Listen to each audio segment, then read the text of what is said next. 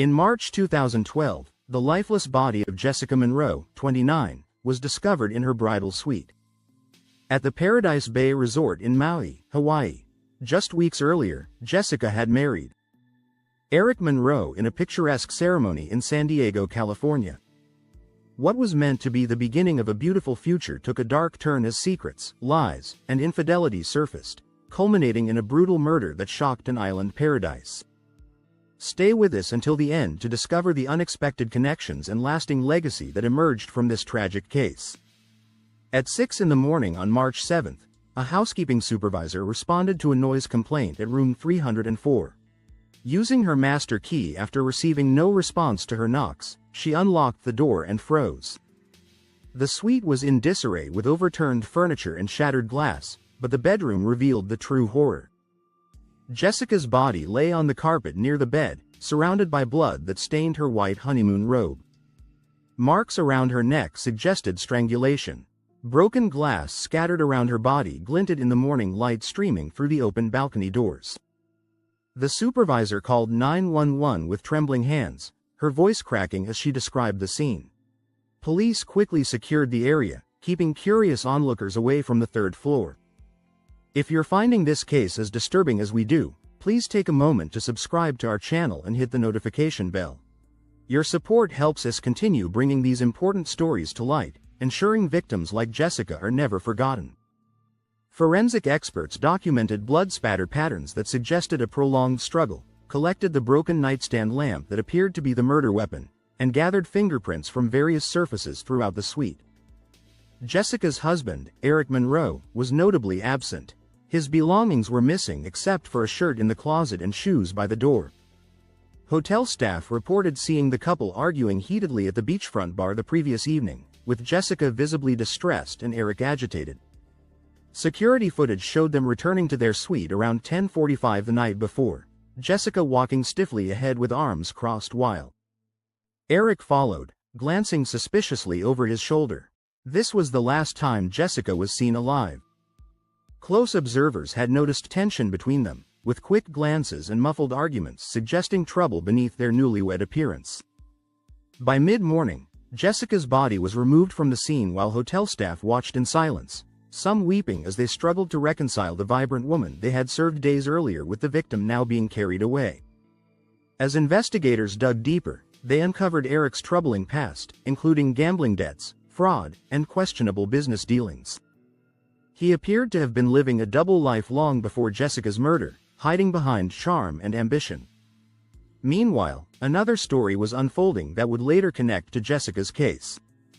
Rebecca Mattis, 32, was a combat medic veteran who had served 2 tours in Iraq.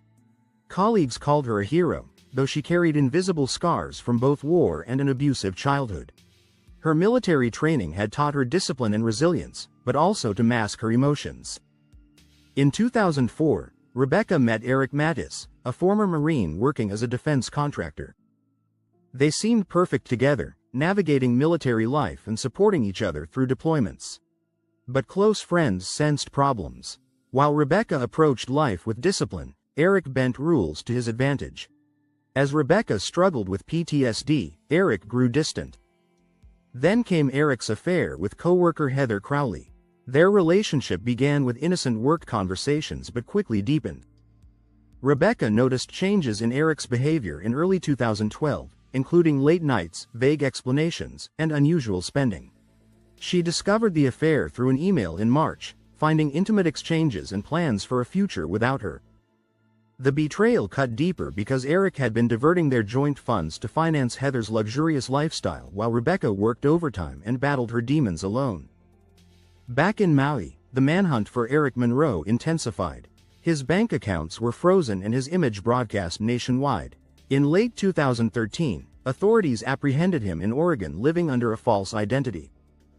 During his trial in 2014, Eric claimed innocence, saying Jessica's death was an accident that occurred when she attacked him after learning of his infidelity, forcing him to defend himself.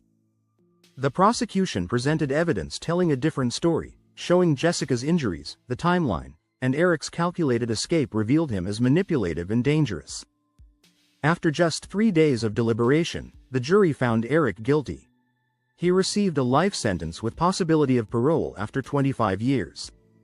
For Jessica's family, especially her mother Carolyn, the verdict brought some justice but little comfort for their loss. Carolyn established a foundation to support domestic violence victims, transforming her grief into action. The case captured public attention through documentaries, podcasts, and news reports that examined the psychology behind such crimes. In prison, Eriks was isolated from his former life. He became a shadow of himself, while Jessica's legacy continued growing. Jessica's family marked difficult milestones without her, finding some solace in how her story helped others. Meanwhile, Rebecca's story revealed disturbing parallels to Jessica's case. Both women had suffered betrayal at the hands of a manipulative partner who maintained charming public persona while hiding darker truths. For those seeking to understand the psychology of intimate partner violence, these interconnected stories provide valuable insights into how relationship dynamics can deteriorate, the warning signs that often precede violence, and the importance of support systems for those at risk. If you found this story compelling and want to hear more real-life crime stories, don't forget to like, subscribe, and turn on notifications. Your support helps us continue bringing you these powerful narratives.